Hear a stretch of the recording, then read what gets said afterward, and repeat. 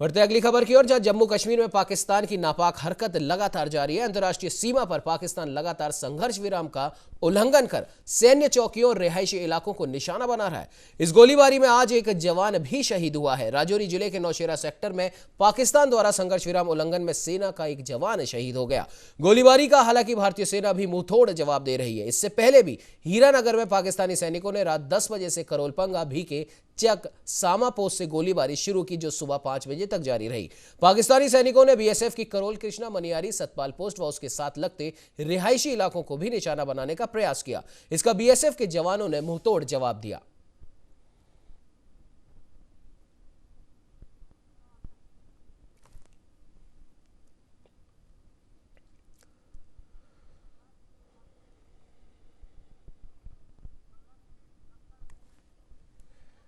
तो वहीं इस खबर पर ज्यादा जानकारी के लिए हमारे साथ हमारे रक्षा विशेषज्ञ ललन सिंह जी जुड़ चुके हैं। ललन जी, बहुत बहुत स्वागत है न्यूज इंडिया में। धन्यवाद माथुर जी।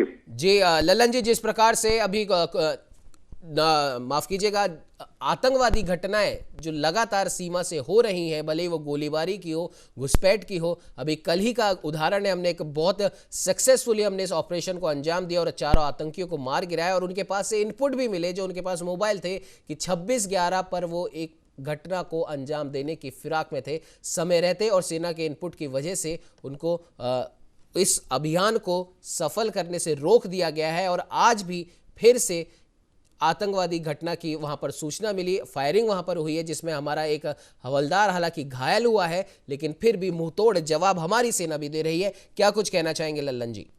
देखिए, ये लंबा प्रक्रिया जो है वो एक तो है कि डीडीसी के चुनाव को न करने दिया जाए।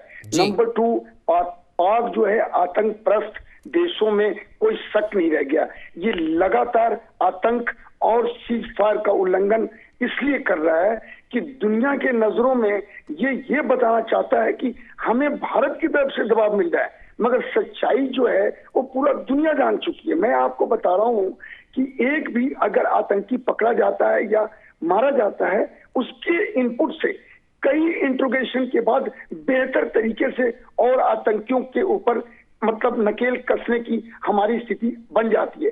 और यही चल रहा है नगरोटा से लेके और जितने नौगांव, तंगधार और जम्मू सेक्टर के जितने भी सीज फायर के उल्लंघन हो रहे हैं, इन सभी के हमने हमारी सिक्योरिटी फोर्सेस ने बेहतर ढंग से चौकस होकर इनके ऊपर नकेल कर दिया है।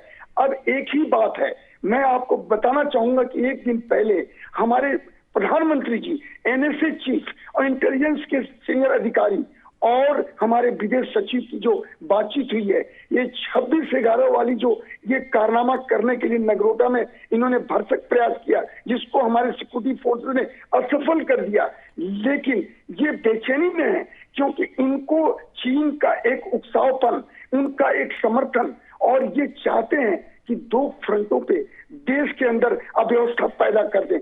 लेकिन सिक्योरिटी फोर्सेस, ठीक है, हमारे जवान की शहादत हो जाती है या बहुत सिविलियन भी इंजर्ड हुए हैं, लेकिन अब हम लोग इतने चौकस हो गए हैं। और जो एक दिन पहले प्रधानमंत्री का इसके ऊपर बैठक हुआ है, मैं आपको यकीनन बोल सकता हूं कि आने वाले दिनों में इस पाकिस्तान को ऐसी एक सबक दी जाएगी जिसको वो याद रखेगा।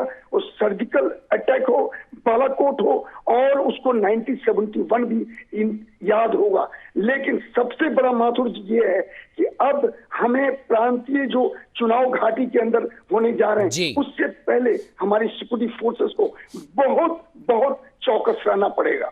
बिल्कुल ललन जी, आपने बिल्कुल सही कहा। जो प्रांतीय चुनाव अब घाटी में होने वाले हैं, उसको लेकर पाकिस्तान के द्वारा समर्थित ये आतंकवादी लगातार घुसपैठ की और हमारे इन चुनावों को डिस्टर्ब करने की लगातार कोशिश कर रहे हैं। लेकिन खैर, हमारी सेना भी चौकस है और इनके हर हमले का माकूल जवाब दे रही है। फिलहाल ललन जी, आप हमारे साथ में जुड़े, उसके लिए आपका बहुत बहुत धन्यवाद।